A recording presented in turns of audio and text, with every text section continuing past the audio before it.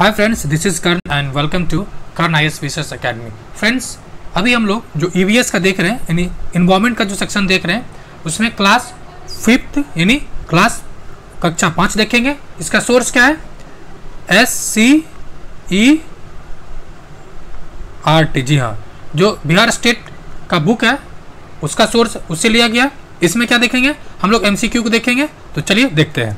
नाम क्या है?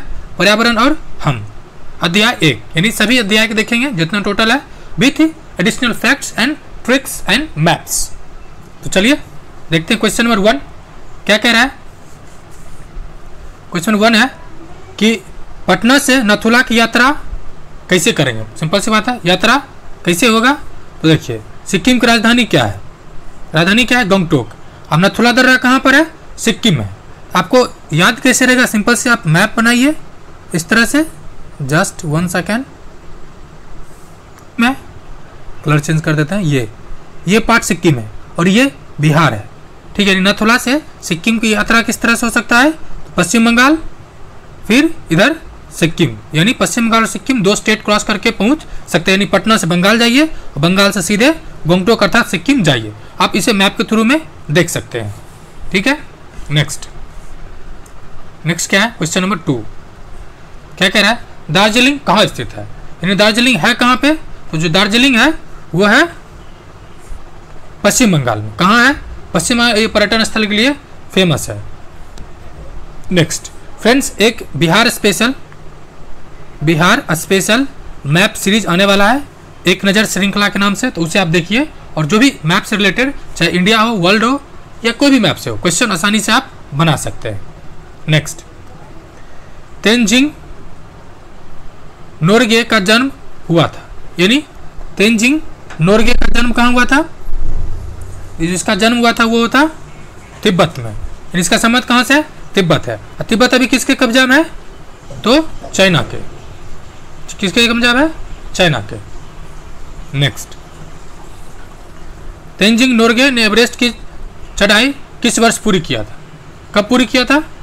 तो 1953 में, 1953 में। और एवरेस्ट पे यानी सर्वाधिक ऊंचाई पर कौन चढ़ा है सर्वाधिक बार? तो आपको ऑप्शन देते हैं। 25 बार सर्वाधिक बार चढ़ा जा चुका है और 2 व्यक्ति द्वारा। कितने व्यक्ति द्वारा? 2 व्यक्ति द्वारा। आपको दोनों का नाम कमेंट करना है।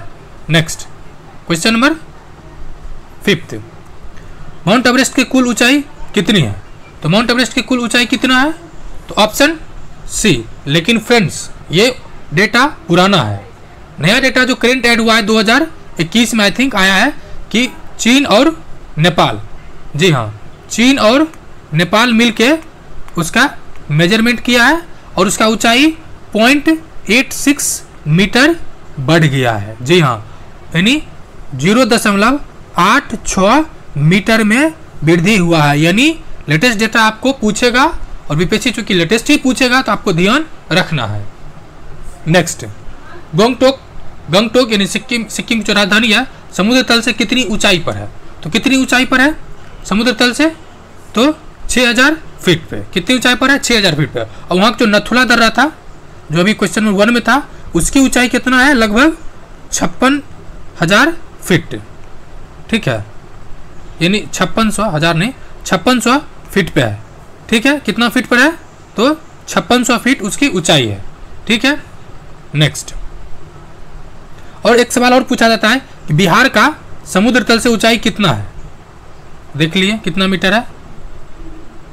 नेक्स्ट, क्वेश्चन नंबर 7, नथुला का रास्ता प्राचीन काल में किस नाम से जाना जाता था? जो नथुला था वो किस नाम के लिए फेमस था? तो सिल्क रोड से। जी हाँ, जिसको लेके BRI यानी ये चाइना का मतलब बहुत बहुत बड़ा प्रोजेक्ट है।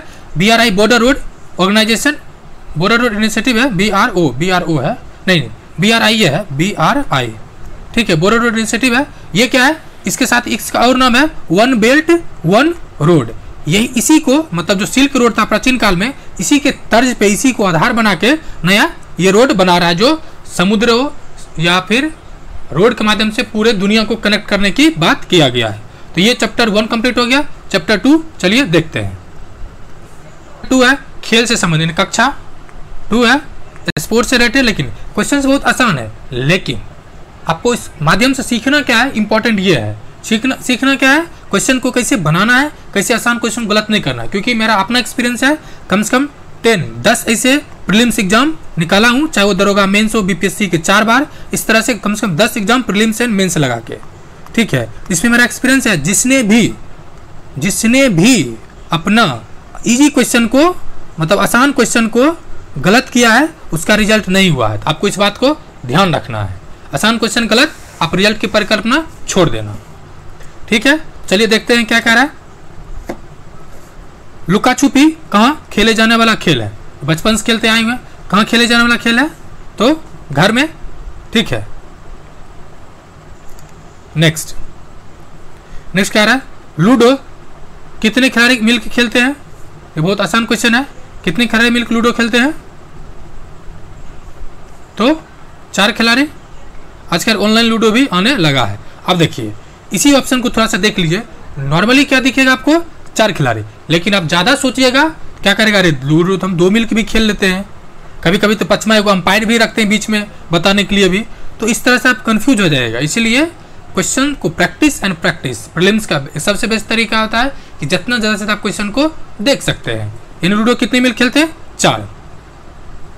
नेक्स्ट, ये क्वेश्चन इंपॉर्टेंट है, मार्शल आर्ट क्या है, तो मार्शल आर्ट एक्चुअली है क्या, तो एक युद्ध कला है। क्या है, युद्ध कला है।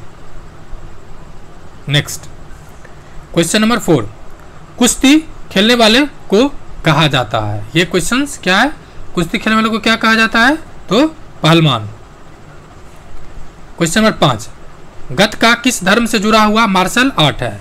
ये क्वेश्चन आप VBI कर ले, इसको पूछे जाने की संभावना है। तो गतका का संबंध किस खेल से है, तो किस धर्म से है जुड़ा हुआ है। पहले खेल कौन सा है, तो मार्शल आर्ट है, लेकिन धर्म कौन है, सिख धर्म। और सिख के 10वें गुरु गोविंद सिंह का जन्म कहाँ हुआ था, पटना में, जहाँ पे हरगोविंद साहिब का मंदिर है। नेक्स्ट चैप्टर 3 देखते हैं। अध्याय 3 क्या कह रहा है, बीजों का बिखरना। वैसे फ्रेंड्स इसका PDF अगर आप चाहें तो कर्ण ISPCS Academy @213 सर्च कर सकते हैं। वैसे इसका लिंक डिस्क्रिप्शन बॉक्स में दिया गया है, आप चेक कर सकते हैं। साथ ही साथ NCERT, सार संग्रह, करेंट अफेयर्स और प्रैक्टिस सेट डेली, आपको डेली प्रैक्टिस सेट मिलेगा, ठीक है। उसका भी आप देख सकते हैं वीडियो, जो भी प्लेलिस्ट में दिया गया है। चलिए देखते हैं बीजों का बिखरना क्या होता है। तो बीजों का बिखरना यानी निम्नलिखित में से किसका बीज फटकर या चटक कर बिखरता है, यानी अंकुरन होता है। तो हरसिंगार किसका होता है, हरसिंगार। ये हरसिंगार है जिसे आप यूज करते होंगे फीवर लगने पे, यानी जो तबीयत, यानी जो बुखार लगता है, बुखार में हरसिंगार के पत्ता को पीस के पिया जाता है। Option A. Next question number 2 क्या कह रहा है, निम्नलिखित में से किसका बीज हवा से उड़कर दूसरे जगह पहुंच जाता है। किसका बीज हवा से उड़कर दूसरे जगह पहुंच जाता है, कपास का। ये देखते भी होंगे, ठीक है। और इस जो हवा से उड़ के जो अंकुरन होता है उसको कहते हैं परागकण। परागकण यानी जो परागकण होता है वो क्या करता है, बीज को एक स्थान से दूसरे स्थान ले जाता है। इसको इंग्लिश में कहते हैं पॉलिनेशन, ठीक है। नेक्स्ट क्वेश्चन नंबर 3, निम्नलिखित में से किस फल को हम सभी बीज सहित खा सकते हैं। किसका खा सकते हैं, कौन सा फल है, तो ऑप्शन ए होगा कि ऑप्शन बी होगा। ऑप्शन ए है, अमरूद है जिसके बीज सहित खाते हैं। अब इसमें से आपके दिमाग में आएगा और खाने के लिए तो हम संतरा को भी चिबा जाते हैं। देखिए चिबाना अलग बात है, और प्रॉपर तरीके से खाना तो अमरूद होगा। नेक्स्ट क्वेश्चन नंबर 4, किस फल को हम सभी बीजों निकाल कर खाते हैं। तो ये भी आसान है, किस फल का, तो आम का। लेकिन सवाल आएगा कि आपने केला का बीज देखा है क्या। जी हाँ, केला का भी बीज होता है, ठीक है। अंगूर का होता है, जी हाँ, अंगूर का भी बीज होता है। नेक्स्ट, निम्नलिखित में से किसके बीज पशुओं के शरीर से चिपककर एक स्थान से दूसरे स्थान चले जाता है या स्थानांतरण हो जाता है। किसका बीज, गोखरू का बीज, गोखरू का बीज, ठीक है। नेक्स्ट अध्याय 4। अध्याय 4 क्या है, इस अध्याय 4 है मेरा बगीचा, यानी आप अपने बगीचा से क्या सीखते हैं। इस पे क्वेश्चन है, चलिए देखते हैं। बबूल और कैक्टस कहाँ उगने वाले पौधे हैं? ये दोनों कैसा पौधा है?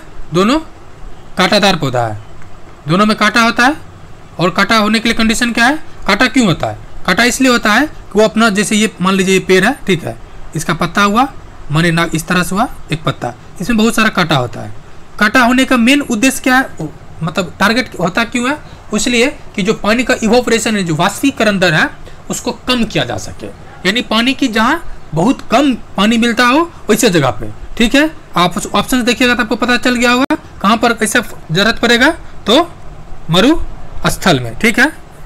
नेक्स्ट अध्याय 5। अध्याय 5 क्या कह रहा है? चलिए देखते हैं। अध्याय 5 है, ये कह रहा है ऐतिहासिक स्मारक। जी हाँ, ऐतिहासिक स्मारक है। चलिए देखते हैं। क्वेश्चन नंबर 1 क्या कह रहा है? संसार का प्रथम आवासीय विश्वविद्यालय था। तो संसार का प्रथम आवासीय जो विश्वविद्यालय था वो कहाँ था? नालंदा में। जी हाँ, ये बिहार, मतलब पूरे विश्व को ये भारत का देन है कि प्रथम आवासीय विश्वविद्यालय था। और ये कब बना था? इसका निर्माण कब हुआ था? 415 AD में। किस समय में हुआ था? कुमारगुप्त प्रथम के समय में, ठीक है। नेक्स्ट क्वेश्चन नंबर 2 क्या कह रहा है? नालंदा विश्वविद्यालय की स्थापना किसने की थी? तो नालंदा विश्वविद्यालय का स्थापना किससे था और किसने किया था? तो ऑप्शन ए, जस्ट अभी ऊपर डिस्कशन किया ही गया है, कुमारगुप्त प्रथम, ठीक है। नेक्स्ट क्वेश्चन नंबर 3 क्या कह रहा है? नालंदा विश्वविद्यालय का स्थापना किस शताब्दी में हुआ? तो जस्ट अभी अब मैंने ऊपर बताया है। शताब्दी मतलब जैसे कि मानिए प्रथम शताब्दी या दूसरा शताब्दी, मानिए दूसरा शताब्दी मतलब क्या हुआ? तो 100 वर्ष से लेके 101 वर्ष से, सॉरी 101 वर्ष से लेके 199 तक के बीच को, मतलब 100 वर्ष की शताब्दी कहते हैं, जैसे दूसरी शताब्दी इतना बीच कहेगा। अब सवाल है किस शताब्दी में हुआ था?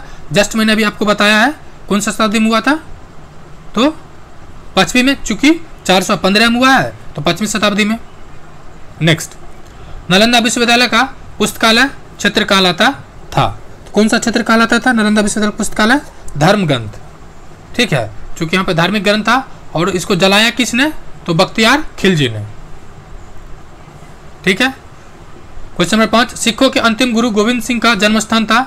जस्ट मैंने अभी आज ही डिस्कशन किया, ठीक है। कहाँ था? तो पटना साहिब में, ठीक है। नेक्स्ट अध्याय 6 क्या? अध्याय 6 सिंचाई के साधन। जी हाँ, सिंचाई के साधन क्या है देखते हैं। ऑप्शन ए, धान के बीज किस मौसम में बोया जाता है? पहली बात तो आपको ध्यान का रखना है, धान यानी चावल, ठीक है, चावल। अब देखिए चावल कब बोया जाता है, इतना तो आपको सबको पता होगा कि बरसात के मौसम में, ठीक है। दूसरा, चूंकि वर्षा कैसे पड़ता है, तो वर्षा खरा खरा होता है। आपको मतलब एज्यूम कर लेना है, मान लेना है ट्रिक के तौर पे, यानी बरसात के मौसम में होता है। और बरसात होता है जून में, तो जून किस तरह से गर्मी रहेगा? वर्षा मौसम, वर्षा आपको याद कैसे रखना, वर्षा खरा खरा होता है, इसलिए धान क्या होता है? बरसात का मौसम होता है, ठीक है। नेक्स्ट इसको कौन सा खरीफ फसल, यानी इसको कहते हैं खरीफ फसल। मेन इंपॉर्टेंट बात ये बताना था, कहते हैं खरीफ फसल। और खरीफ मतलब खरा खरा, खरा मतलब वर्षा, खरा होता है वर्षा, इसलिए इस ट्रिक आप याद कर सकते हैं।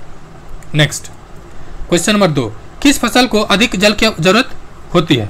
किसका अधिक जल की जरूरत होगा? तो धान को, चूंकि वर्षा मौसम में ही होता है, खरीफ मौसम में। नेक्स्ट क्वेश्चन नंबर 2 बाकी भी ऑप्शन है, चूंकि अधिक जल की पूछ रहा है तो ऑप्शन 2 ही होगा, धान ही होगा। लेकिन अगर ये कह देता जल की आवश्यकता जरूरत से ज्यादा होती है, ठीक है, या इसी हो, तो ऑप्शन के अनुसार आपको देखना है गेहूं की भी आवश्यकता पड़ता है और मक्का को भी। लेकिन सर्वाधिक अगर सर्वाधिक क्वेश्चन में आ जाए तो ऑप्शन ए। नेक्स्ट निम्नलिखित में से किस फसल को कम पानी की आवश्यकता होती है?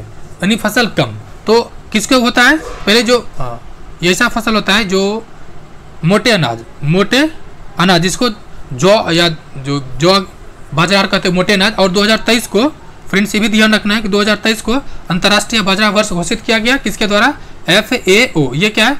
फूड एंड एग्रीकल्चर ऑर्गेनाइजेशन, ये किसका पार्ट है? यूनाइटेड नेशन का एक स्पेशलिस्ट ऑर्गेनाइजेशन है, ठीक है। तो ये भी करंट से रिलेटेड है, पूछ सकता है। तो चलिए देखते हैं क्वेश्चन 3 क्या कह रहा है, किसकी जरूरत पड़ता है सबसे कम? तो अलसी का, यानी अलसी को सबसे कम पड़ता है जरूरत, ठीक है। बाकी धान, गेहूं, मक्का इस सब में जरूरत ज़्यादा पड़ता है। नेक्स्ट अध्याय 7 क्या कह रहा है? अध्याय 7 कुछ क्वेश्चन छूटा हुआ देख लेते पहले। निम्नलिखित में से कौन सिंचाई का साधन न है? सॉरी साधन है, क्योंकि इधर ना छूट के इधर लिखा गया, साधन है। कौन सा साधन है ये, ठीक है। ऑप्शन देखिए, जैसे अगर आप जैसे थोड़ा सा मिस्टेक किए हड़बड़ी में तो आप गड़बड़ी कर दीजिएगा, क्योंकि जैसे आपको दिखेगा नदी, पटाख से टिक मार दीजिएगा, लेकिन आपको देखना नदी भी है, तालाब भी है और नलकूप भी है, यानी ऑप्शन डी।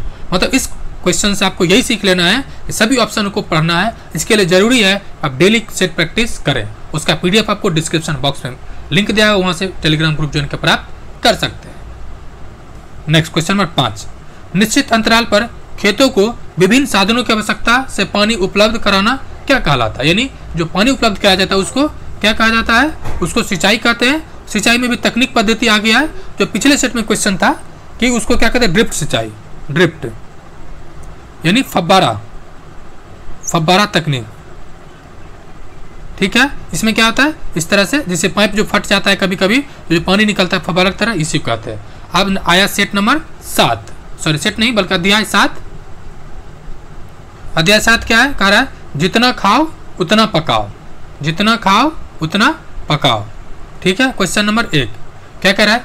निम्नलिखित में से यानी निम्नलिखित में किस खाद्य पदार्थों को लंबे समय तक सुरक्षित रखा जा सकता है? किसे रखा जा सकता है सुरक्षित? देखिए आज तो तकनीक आ गया, ठीक है, टेक्नोलॉजी के माध्यम से कुछ भी पॉसिबल है, लेकिन सामान्य तरीके से सोचना है।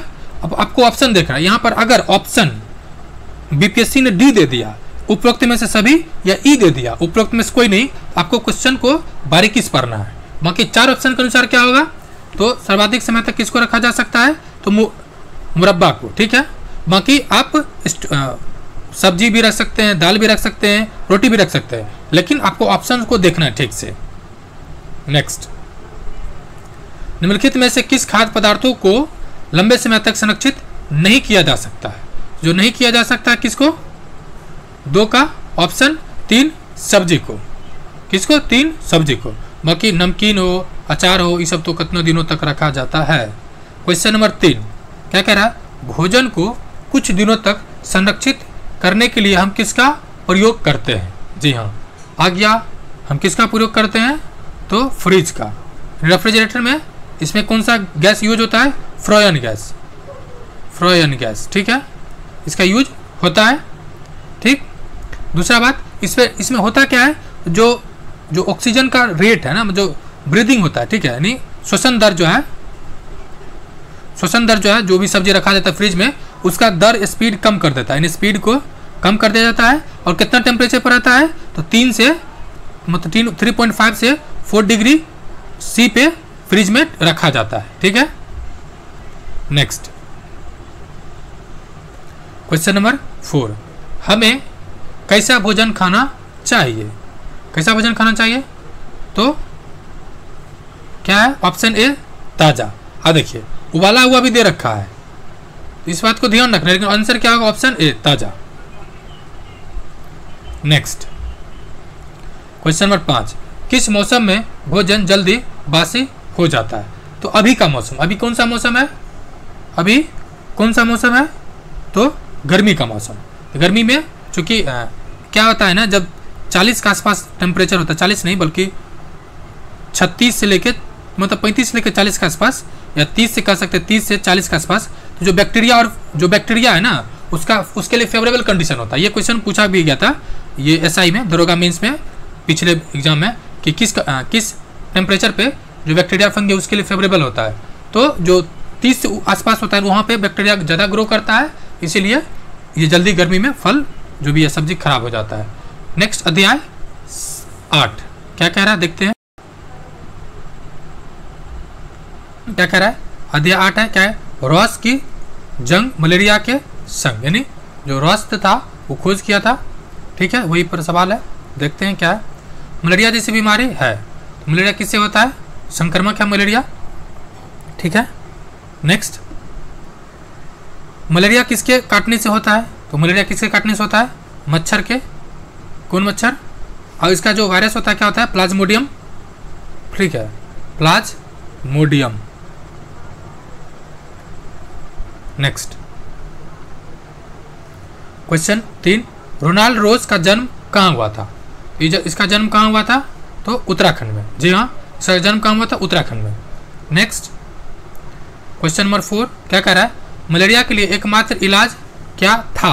अब तो बहुत सारा आ गया, लेकिन पहले क्या था एकमात्र इलाज? वो था कुनैन की पत्ती, नहीं कुनैन की पत्ती नहीं, कुनैन की छाल। कुनैन की छाल से ये क्वेश्चन बीपीएससी, स्पेशली बीपीएससी में तो हाफ दर्जन यानी 6 बार से ज़्यादा पूछा जा चुका है। तो आप इसकी प्रासंगिकता देख सकते हैं। मलेरिया किस मच्छर के काटने से होता है? तो मलेरिया किस मच्छर के काटने से होता है? तो मादा एनीफिलीज। किस मच्छर काटने से? मादा एनीफिलीज।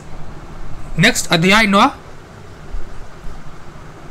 क्या कह रहा है? मैंने नक्शा बनाया। जी हाँ, मैंने नक्शा बनाया। चलिए देखते हैं कौन सा नक्शा बना दिया है। ये कह रहा है बिहार में जिला कितना है? 38 जिला है। एक सवाल और पूछता है बिहार में लोकसभा सीट कितना है? तो लोकसभा सीट कितना है?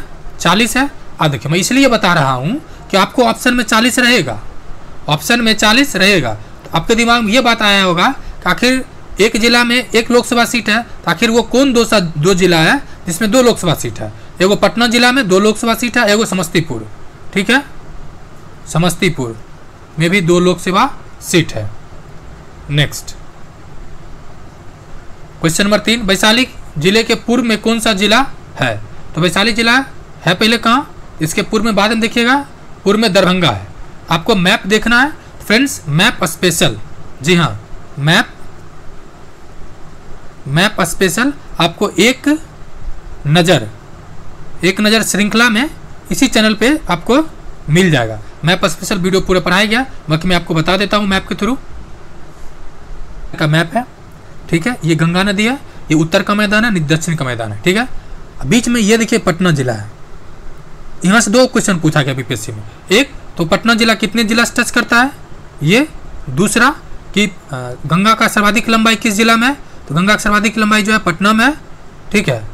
नेक्स्ट अब देखिए, अब सवाल क्या कर रहा है कि वैशाली जस्ट पटना का सटा हुआ इलाका है। वैशाली के क्या कह रहा है क्वेश्चन कि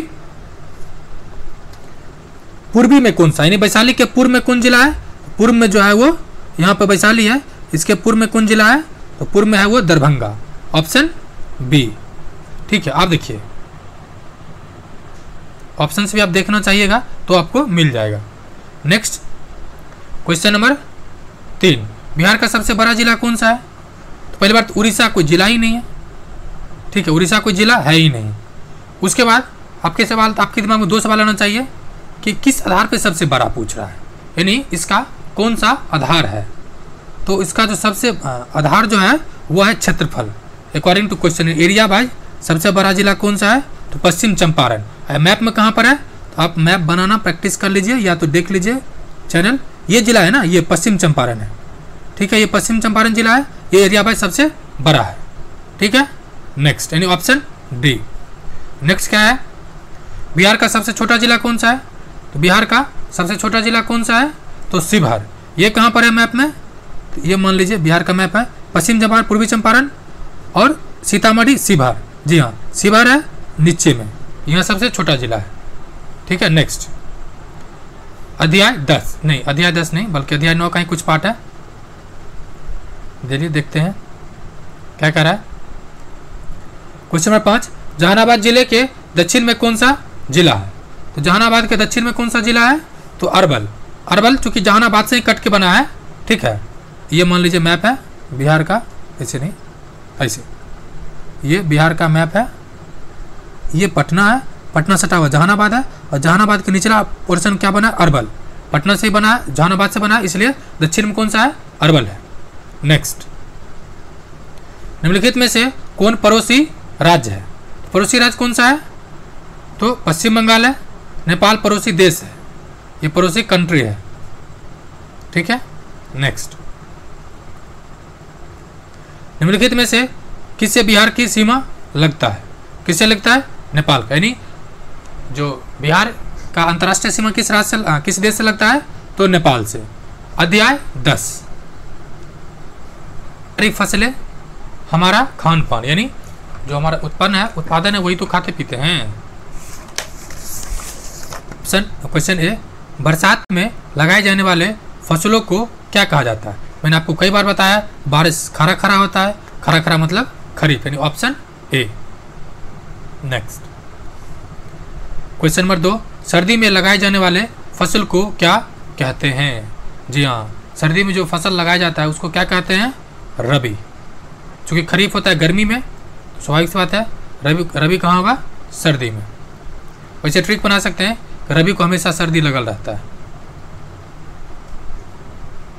नेक्स्ट क्वेश्चन 3, गर्मी में लगाए जाने वाले फसल को क्या कहते हैं? गर्मी में तो अभी जस्ट ऊपर देखा है, गर्मी में ऐसे दोनों फसल गर्मी में लगता है, लेकिन जो फसल जायद है, ठीक है, ये मार्च अप्रैल में लगता है, मार्च अप्रैल में, ठीक है, लगता है। इसमें मेनली जो फल फूल है, वाटरमेलन या जैसे खीरा, ककड़ी, ये सब लगता है। तो ऑप्शन सी, जायद फसल। क्वेश्चन नंबर 4 क्या कह रहा है? केला बिहार के किस जिले में मुख्य तौर पर उगाया जाता है? तो केला बिहार के किस जिले में मुख्य तौर पर उगाया जाता है? तो वैशाली जिला। जी हाँ, हाजीपुर अगर अभी कभी गांधी सेतु पार किए होंगे, वहाँ पर केला का बागान आपको बहुत मिलेगा। नेक्स्ट क्वेश्चन नंबर 6, भागलपुर में उगाए जाने वाले मुख्यतः फसल है। भागलपुर किसके लिए फेमस है? जो भागलपुर फेमस है वो धान के लिए, लेकिन भागलपुर है सिलाव खाजा के लिए, भागलपुर का है रेशम के लिए। कौन सा? रेशम, ठीक है, रेशम के लिए फेमस है। ये क्वेश्चन बीपीएससी में जस्ट अभी सीडीपीओ एग्जाम हुआ था उसमें, और कई बार पूछा था, मतलब सिल्क उद्योग कहाँ बिहार में है? तो भागलपुर में, ठीक है। नेक्स्ट, और बेगूसराय को मक्का का घर कहा जाता है। किसे? बेगूसराय जिला को। और बिहार में इकलौता रिफाइनरी है वो भी बेगूसराय जिला में ही है। नेक्स्ट क्वेश्चन नंबर 6, प्याज बिहार के किस जिले की मुख्यतः फसल है? तो प्याज किस जिले में होता है मुख्य रूप से? तो दोनों, लखीसराय और जमुई। और पटना दाल और सब्जी, पटना में दाल और सब्जी।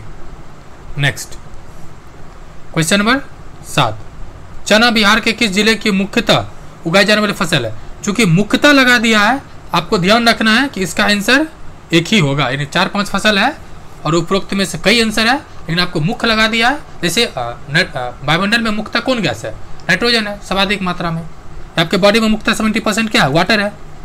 मुख्य लगा दिया तो आपको विशेष तौर पे फोकस करना है। चलिए देखते हैं क्या होगा। होता है, सॉरी भागलपुर नहीं बल्कि मधेपुरा में। कहाँ है? मधेपुरा में। नेक्स्ट अब नहीं है कि ये सब जो डेटा है ना, ये उस बुक के अकॉर्डिंग है जो पुराना डेटा है। तो इससे रिलेटेड जो बिहार गवर्नमेंट का बजट आता है, बजट नहीं सर्वे में हर साल अपडेट किया जाता है। इस साल का भी बजट और सर्वे आप प्ले लिस्ट में जाके देख सकते हैं। तो आपको इस बात को ध्यान रखना है कि लेटेस्ट डेटा ही पूछेगा, ठीक है। नेक्स्ट अध्याय 11 क्या कह रहा है? जंतु जगत सुरक्षा और संरक्षण, यानी क्या कह रहा है? क्वेश्चन नंबर 1 कह रहा है मछुआरों अपना जीविका कैसे चलाता है? तो मछली पकड़कर। नेक्स्ट, बिहार के किस जिले में अभयारण्य है? किस जिला में? तो पश्चिम चंपारण में भी वाल्मीकि अभयारण्य, बेगूसराय में भी है काबर पक्षी अभयारण्य, यानी उपरोक्त दोनों। क्वेश्चन नंबर 3, बिश्नोई किस राज्य की एक जनजाति है? तो बिश्नोई का संबंध किस राज्य से है? तो बिश्नोई का संबंध है राजस्थान से। किससे? और यह प्राकृतिक प्रेमी है, यानी नेचर लवर है। आप लोग भी लवर होइएगा, लेकिन सवाल है किसका? क्वेश्चन नंबर 4, बिश्नोई का अर्थ क्या होता है? बिश्नोई का अर्थ क्या होता है 29, क्या होता है 29। ये भी बहुत मतलब ट्रिकी क्वेश्चन है, ठीक है। अगर बिना पढ़े पूछ दिया जाए ना, यकीन मानिए 90% गलत करके आएगा। क्वेश्चन नंबर क्या कह रहा है 5, निम्नलिखित में से कौन सा जीव जंगल में विलुप्त हो गया है? कौन सा जीव विलुप्त हो गया है जंगल में? तो तेंदुआ, ठीक है।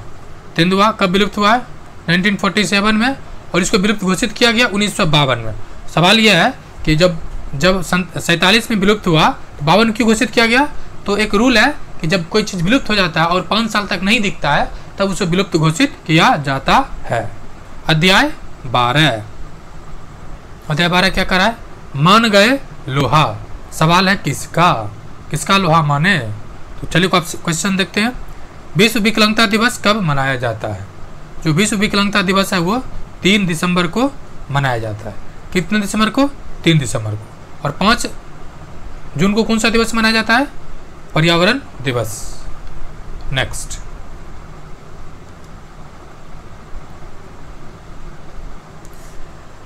क्वेश्चन नंबर 2 है, नेत्रहीन लोग किस लिपि द्वारा पढ़ता है? किस लिपि द्वारा? ब्रेल लिपि द्वारा। और भारत के कौन सा लिपि है? देवनागरी लिपि, जो आप एग्जाम में लिखे हुएगा 10th में, देवनागरी लिपि।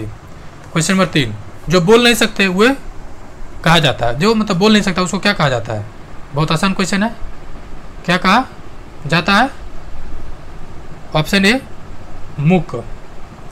क्या है? मूक बाधिर, ठीक है। शारीरिक विभिन्नता वाले लोगों को कहा जाता है? क्या कहा जाता है? क्या कहा जाता है? तो ऑप्शन ए दिव्यांग। एक्चुअली देखिए ये टेक्निकल टर्म है, मतलब ये कि विकलांग शब्द को अब सरकार यूज नहीं करता है, उसको सुप्रीम कोर्ट ने बैन कर दिया है। इसके लिए उसके जगह कौन आता है? दिव्यांग, यानी मल्टीपल डिसेबल या डिसेबल। क्वेश्चन नंबर 5, ब्रेल लिपि खोज किसने किया था? तो लुई ब्रेल ने किया था। किसने किया था? Louis Braille. लुईस पास्चर संबंध किससे था? जो पाश्चराइजेशन विधि है उसका।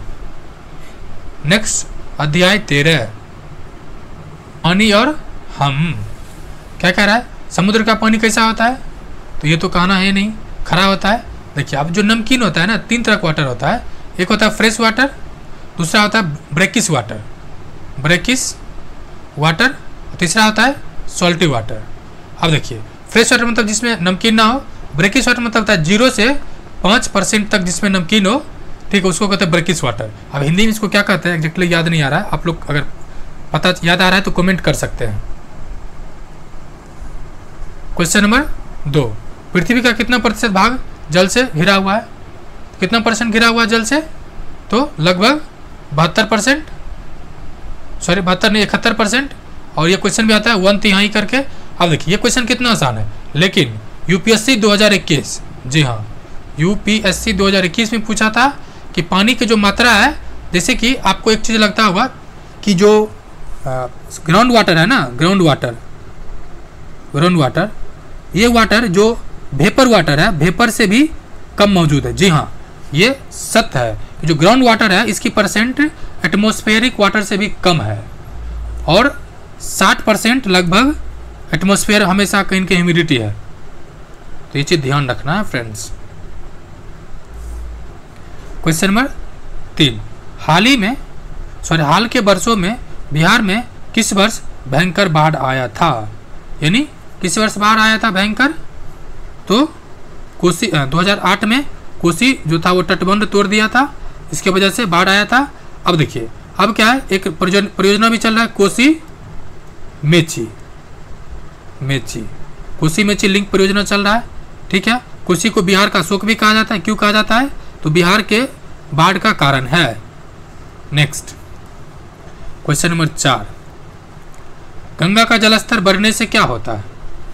क्या आएगा? स्वाभाविक सी बात है, बिहार में बाढ़ आएगा। और एक चीज़ और ध्यान रखना, बिहार इकलौता राज्य है जिसका उत्तर साइड बाढ़ से प्रभावित रहता है और दक्षिण साइड सूखा से। ये क्वेश्चन बीपीएससी 56 से 59 वाला में पूछा था, तो ये भी ध्यान रखना है। बाढ़ कैसे आता है? तो बाढ़ आने के प्राकृतिक तरीके भी है और कृत्रिम तरीके भी है। कृत्रिम में क्या है, जैसे मानिए डैम बना, ठीक है, और डैम के बगल में पूरा गाद जम गया, अब जैसे पानी आएगा, चूंकि गाद से भरा हुआ है तो पानी बाहर आ जाएगा, तो ये भी तरीका है। यानी 5 का आंसर क्या होगा? 5 का आंसर दोनों होगा, ठीक, ऑप्शन को होगा। इससे बाढ़ प्राकृतिक तरीका है, लेकिन कृत्रिम तरीका से भी तटबंध टूट गया तो आ सकता है। नेक्स्ट अध्याय 14 क्या कह रहा है? सूरज एक काम अनेक। जी हाँ, सन तो एक ही है लेकिन काम अनेक है। सूरज से निकलने वाले ऊर्जा को क्या कहते हैं? कौन सा ऊर्जा कहेंगे? सौर ऊर्जा। एक सवाल और बीपीएससी पूछता है, सनलाइट कितनी देर में पृथ्वी तक पहुंचता है? ये आपको कमेंट करके बताना है। क्वेश्चन नंबर 2, सौर ऊर्जा का प्रयोग किया जाता है, सवाल है कहाँ? तो उपरोक्त सभी के लिए, खाना बनाने के लिए, लाइट जलाने के लिए, बिजली बनाने के लिए। Next question number 3, solar cooker किससे काम करता है? सोलर कुकर क्या काम है? सौर ऊर्जा से। नेक्स्ट अध्याय 15। अध्याय 15 में हमारा जंगल, एक कहावत फेमस है, जड़ जोरू जंगल। ये बहुत डिफिकल्ट चीज़ है, इसको मेंटेन रखिए। क्वेश्चन 1 है, वाल्मीकि नगर अभयारण्य में किसका संरक्षण मुख्य रूप से होता है? यहाँ पे मुख लग गया है, जब मुख लग गया तो बिहार में एकमात्र जो टाइगर रिजर्व है वो है कौन? वाल्मीकि अभयारण्य, जो पश्चिमी चंपारण में, पश्चिमी चंपारण में, ठीक है। ये क्वेश्चन कई बार पूछा जा चुका है। बिहार के किस गांव में बेटी होने पर 10 पौधे लगाए जाते हैं? ये यूनिक चीज है। किस गांव में? धरहरा। और हाल ही में मोदी जी इस गांव का चर्चा भी किए थे। क्वेश्चन नंबर 3, बिहार जंगल में लगी आग को क्या कहा जाता है? ये इंपॉर्टेंट, इसको दबानाल कहा जाता है। क्वेश्चन नंबर 4, वाल्मीकि राष्ट्रीय उद्यान कहाँ स्थित है? वाल्मीकि का संबंध कहाँ से है? तो बिहार में। क्वेश्चन नंबर 5, वाल्मीकि राष्ट्रीय उद्यान बिहार के किस जिले में है? तो ये कमेंट आपको करके बताना है। चलो सर्वे करते हैं। ये अध्याय 16 है। हम लकड़ी कहाँ से प्राप्त करते हैं? लकड़ी कहाँ से प्राप्त करते हैं? पेड़ से। नेक्स्ट क्वेश्चन नंबर 2, केरोसिन तेल एक अन्य नाम है, तो मिट्टी का तेल, जिसको मिट्टिया तेल भी कहते हैं। क्वेश्चन नंबर 3, निम्नलिखित में से कौन डीजल से चलने वाले वाहन गाड़ी है? डीजल से कौन गाड़ी चलता है? ट्रेन। निम्नलिखित में से कौन पेट्रोल से चलने वाले वाहन गाड़ी है? पेट्रोल से कौन चलता है? ट्रक। क्वेश्चन नंबर 5, श्वसन के लिए उपयोगी है, श्वसन के लिए कौन सा उपयोगी है? ऑक्सीजन। बस आपको ध्यान यह रखना है कि जो पेड़ पौधा है ना, ठीक है, ये भी श्वसन के लिए ऑक्सीजन ही उपयोग करता है। अब आप सोचेगा CO2, जी नहीं, CO2 ये भोजन बनाने में करता है, और CO2 के माध्यम से ऑक्सीजन को फोटोसिंथेसिस के माध्यम से रिलीज भी करता है, लेकिन श्वसन के लिए CO2 ही उपयोग करता है। ये आपके लिए थोड़ा सा इंपॉर्टेंट पॉइंट है, इसे मार्क कर लें।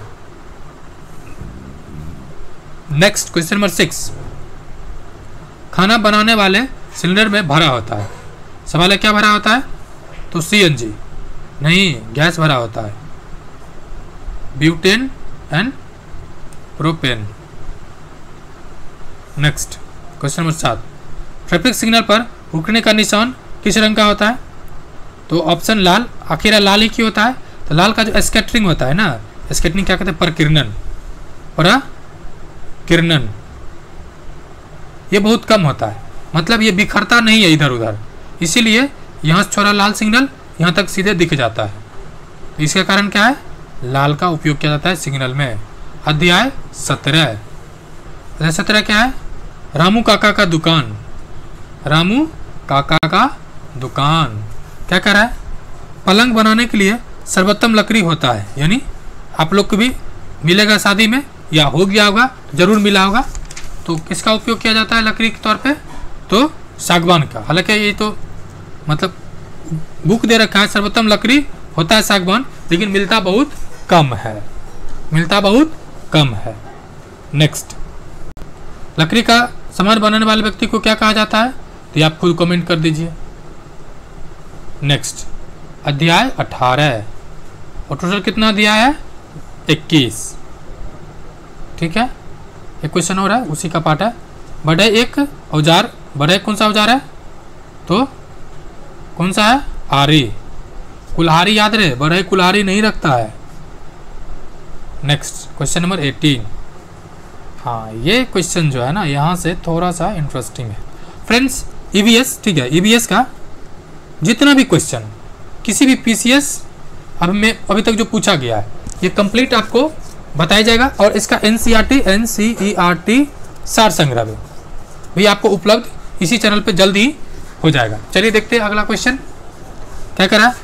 आवास का अर्थ होता है, आवास का अर्थ क्या होता है? घर। वैसे इंग्लिश में इसको हैबिटाट कहते हैं, हैबिटाट। इसलिए देखिए, ऐसा नहीं कि आपको पता नहीं हैबिटाट कहते, लेकिन जो यूज किया जाता है कभी कभी निच शब्द यूज कर दिया जाता है, निके, इसका मतलब भी हैबिटाट होता है, लेकिन किसी हैबिटाट में किसी विशेष जानवर की खासियत होता है, उसको निच कहते हैं। क्वेश्चन नंबर 2, आवास में हमें कैसा अनुभव होता है? आवास में हमें कैसा अनुभव होता है?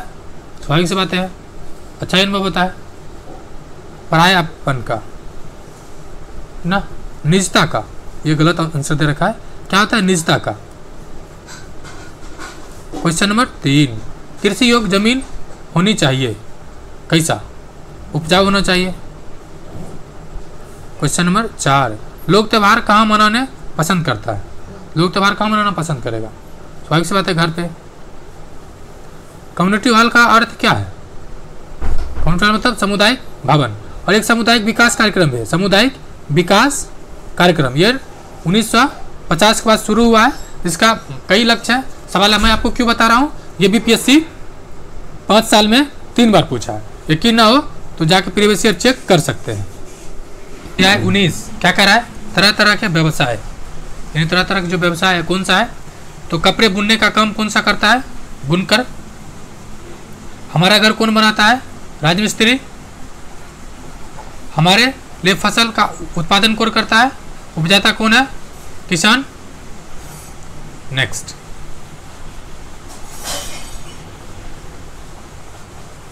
क्वेश्चन नंबर 4, हमें शिक्षा कौन प्रदान करता है? शिक्षक। हमारे लिए पत्र कौन लाता है? पत्र कौन लाता है? तो डाकिया। स्वास्थ्य संबंधी समस्या के उपचार के लिए हम किसके पास जाते हैं? डॉक्टर के पास। मिट्टी के बर्तन बनाने, उसे पकाने और सुखाने का काम कौन करता है? तो कौन करता है? कुम्हार। अब अध्याय 20 यानी अंतिम से एक पहले, रायपुर वाले चाचा की दीदी, चाचा हुआ और उसका दीदी, आपको क्या लगेगी? चलिए एक क्वेश्चन देखते हैं। दादाजी के पिताजी हमारे क्या होंगे? कौन? एक तो दादाजी यानी आप हुए, आपके पिताजी हुए, और आपके फिर दादाजी हुए, और इनका पिताजी आपको क्या लगेंगे? क्या लगेंगे?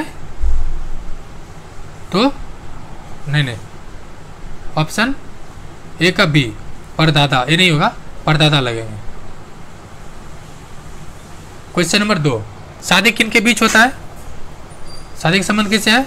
एक लड़का एक लड़की। हालांकि ये आप थोड़ा सा करेंट डेटा से अपडेट हो जाइए, क्योंकि शादी संवैधानिक अधिकार है, और एक लड़का एक लड़की या जिसके साथ भी कर सकता है, करना चाहे। तो यहाँ पे अगर कुछ क्वेश्चन ट्विस्ट पूछा, आपको ध्यान देना है, ठीक है। नेक्स्ट, और ये मौलिक अधिकार है, फंडामेंटल राइट है, अनुच्छेद 21 में। चाचा की पत्नी हमारे क्या होंगे? तो खुद बगल वाली चाची को पूछ लीजिए क्या लगेगी। बंगाल में शुभ कार्य के समय कैसी ध्वनि करने की प्रथा है? इन बंगाल में कौन सा ध्वनि होता है शुभ प्रथा के अवसर पर? तो उल्लू उल्लू। बाकी बहुत सारे टटर भी करेंगे आपके आसपास, आपके दोस्त भी टटर आते होंगे, तो उसको भी नाम दे दीजिए। क्वेश्चन नंबर 5, शादी विवाह या पूजन में किसकी ध्वनि करने की प्रथा है? शादी विवाह में कौन सा होता है? कहिएगा हम तो गिटार भी बजाते हैं, बजवाएंगे, सितार भी बजवाएंगे, शंख भी फुकवाते हैं, लेकिन जी नहीं, क्या नहीं करना है? करना क्या है? तो शंख फुकवाया जाता है। शहनाई तो उत्सव है, लेकिन शंख मेनली पूजन, क्योंकि शादी विवाह और पूजन है, ठीक है। शादी विवाह देखकर शहनाई पर कूद नहीं पड़ना है, शादी विवाह और पूजन है। क्वेश्चन नंबर 6, फोटो खिंचवाने वाले को कहा जाता है? फोटो खींचने वाले को, सॉरी, खींचने वाले को। नेक्स्ट क्वेश्चन, अध्याय, आखिर अध्याय है, क्या है? क्वेश्चन 7, जिस परिवार में केवल दादा दादी माँ पिता और 2 बच्चे हो वो कहलाता है? दादा दादी माँ पिता और 2 बच्चे क्या कहलाएगा? तो छोटा परिवार। और भारत सरकार ने 5 परिवार को 5 व्यक्ति एक परिवार माना है। ये आपके लिए एडिशनल फैक्ट है। एडिशनल फैक्ट क्या है? 5 परिवार एक, मतलब 5 सदस्य एक परिवार। अध्याय 21 और अंतिम, यानी अंतिम 6 क्वेश्चन है। क्या है? लक्की जब बीमार पड़ गया, लक्की हमारा पुत्र का नाम है, लेकिन वो बीमार नहीं, इसलिए इस लाइन को काट लेना है। क्या कह रहा है? मलेरिया का पता कैसे चलता है? मलेरिया का परीक्षण कैसे होता है? खून जांच से। जो रोग एक व्यक्ति से दूसरे व्यक्ति में फैलता है क्या कहलाता है? तो संक्रामक रोग। मच्छर के काटने से होने वाले रोग है कौन सा है? तो डेंगू भी है, मलेरिया भी है, चिकनगुनिया भी है। मलेरिया का कारण क्या होता है? मलेरिया किसके कारण होता है? क्वेश्चन नंबर 4, तो मच्छर, दूषित जल, दूषित भोजन, ऑप्शन डी। क्वेश्चन नंबर 5, सोने से पहले किसका प्रयोग करना चाहिए? तो किसका प्रयोग? मच्छरदानी के। क्वेश्चन नंबर 6, निम्नलिखित में से कौन संक्रामक बीमारी है? तो आखिर क्वेश्चन है फ्रेंड्स, अगर आप अभी तक अपने चैनल को सब्सक्राइब नहीं किया प्लीज सब्सक्राइब कर लें। और एबीएस का एनसीईआरटी सार संग्रह आपको जल्द ही मिलेगा, मतलब 2-4 दिन के अंदर पूरा कंप्लीट मैराथन वीडियो के तौर पे। तो आखिर क्वेश्चन है, देखते हैं। संक्रामक बीमारी है कौन सा है? खुजली, यानी एगो खुजला के दूसरा को खुजला के हटा सकते हैं। शुक्रिया एंड जय हिंद फ्रेंड्स वीडियो देखने के लिए।